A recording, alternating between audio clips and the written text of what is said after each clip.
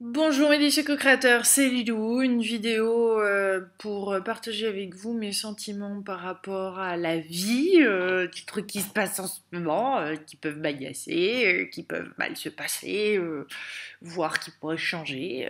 J'ai été très touchée par la déclaration de Meryl Streep, que j'ai postée d'ailleurs sur mon Facebook, qui décrit avec brio ce que je ressens sur la vie en ce moment.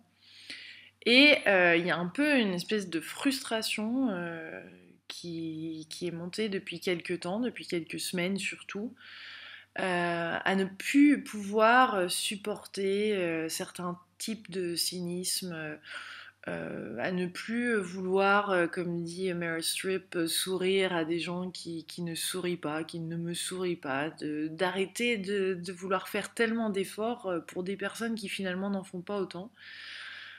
J'ai été très touchée par cette déclaration parce que elle décrit exactement ce que beaucoup d'entre nous sont en train de ressentir. Je pense qu'on est nombreux à être des gentils et à faire beaucoup de choses pour d'autres. D'avoir un certain éveil ou autre vision des choses et des fois c'est mal compris, c'est pas compris par les gens autour de nous, c'est critiqué ou autre alors qu'en fait c'est vraiment une magnifique ouverture et façon de voir la vie. Et si certaines personnes décident de continuer dans leur souffrance et d'être dans la critique et de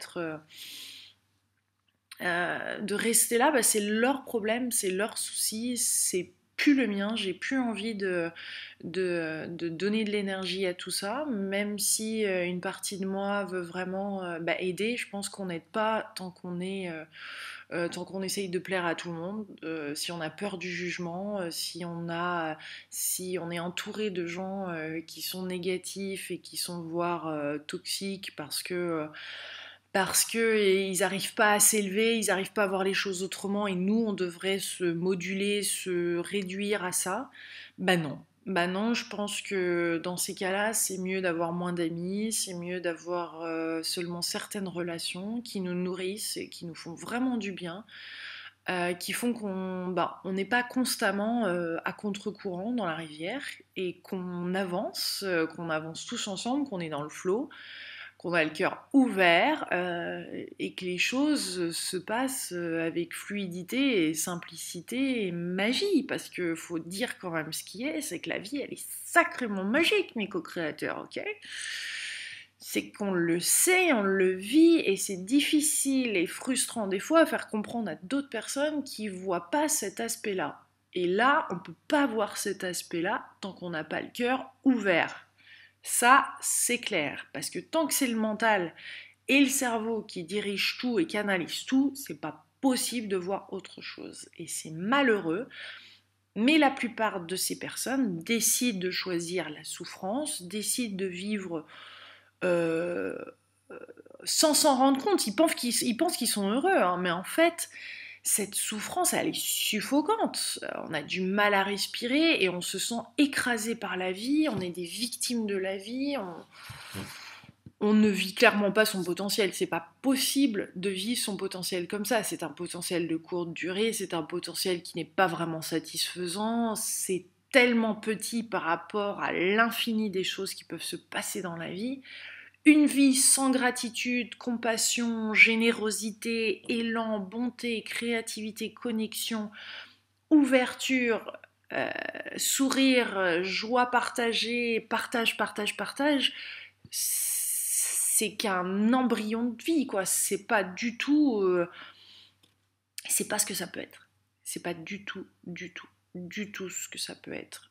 Et je le sais, pour avoir vécu comme ça et pour avoir eu mon cœur qui était bien fermé jusqu'en 2009, je sais exactement ce que c'est ces peurs, ce côté conditionnel de la vie, ce côté je suis victime de ce qui se passe et surtout mais des peurs qui sont intenses par moments, qui remontent et qu'on ne sait pas gérer.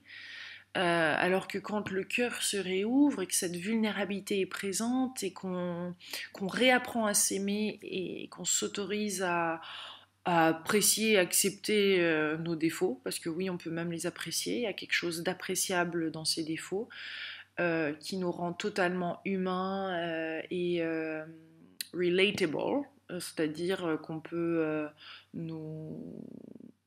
Bah, on se sent plus proche de nous, forcément, puisqu'on est réel, on est vrai. Les masques sont tombés et, et ça permet cette communication à un autre niveau qui fait qu'après ça crée de la magie dans notre vie. C'est-à-dire que quand on n'est plus dans l'élément ou dans la matière seulement et qu'on voit qu'il y a une fluidité, qu'il y a quelque chose de naturel et de parfait quelque part dans la vie, de la façon dont elle se présente, même si ça se présente en tant que défi, ben dans le coup il y a moins de résistance et c'est pas être positif, c'est loin d'être positif en fait, c'est d'être très réel, c'est de suivre son enthousiasme par contre, ça c'est clair. Et c'est de pas vouloir rester non plus trop longtemps dans cette espèce de négativité ou de noirceur ou de souffrance, parce que finalement on n'a pas besoin de rester dans cette souffrance, n'est-ce pas? On n'a pas besoin de galérer et de ramer pendant des semaines, des mois, des années. Euh, la dépression n'a pas besoin d'être présente si on comprend qu'en fait des fois il y a des émotions qui ont besoin de nous traverser, qu'on a besoin de vivre certaines choses, qu'on est dans l'acceptation de ce qu'il y a, qu'on est dans le moment présent, qu'on voit les choses avec humilité, sérénité et présence et ouverture d'esprit. Là, le vrai cadeau de ces choses-là peut se révéler à nous. Si on ne le voit pas, si on ne voit pas ça, si on voit qu'une situation qui est noire, sans fin, qui est sans ouverture et sans vie, c'est que soi-même on se détache en fait de cette vie, on se détache de ce côté très naturel, très magique, très organique qu'est la vie. En fait, je pense qu'on se complique beaucoup trop. Forcément, on passe par des étapes où on se pose beaucoup de questions. C'est pas forcément ces étapes-là qui apportent le plus en réponse. Je pense que c'est plutôt quand on est au calme ou en nature ou qu'on marche ou qu'on est près d'un petit chien avec lequel on joue ou qu'on lit un bon livre ou qu'on est dans juste à admirer les choses autour de nous pour ce qu'elles sont, qu'on peut vraiment trouver des vraies belles réponses, des solutions. Des solutions qui ne sont pas en fait des solutions à des problèmes, puisque est-ce que les problèmes sont vraiment des problèmes finalement dans cet état d'esprit? Pas vraiment, ils sont là. Mais je pense qu'on a la capacité quand même, en tant qu'être humain, de transmuter rapidement plein de choses.